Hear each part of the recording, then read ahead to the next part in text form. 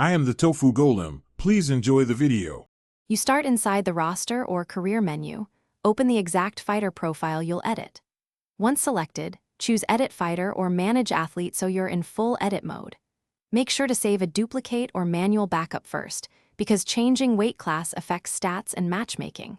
You're doing this to control matchups and progression, so proceed now into the body and attributes panels. Don't skip straight to contracts. We need the core settings first. Now change the body sliders.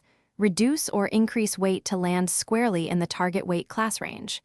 You should also tweak height and body type only if needed to keep proportions realistic. This affects hitboxes and stamina. Once done, update natural or walk-around weight fields so the game's cut/weight algorithms operate correctly. Make sure to rebalance attributes that scale with weight, power, or speed, because shifting classes can break competitive balance if stats remain unchanged. After saving, exit edit mode and force the game to register changes by loading a quick match or simulating an event. You want to confirm matchmaking, rankings, and title eligibility now.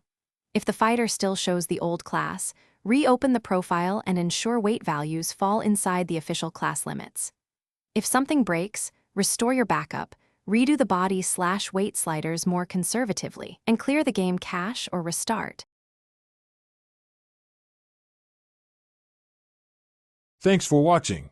Consider subscribing if we helped you today.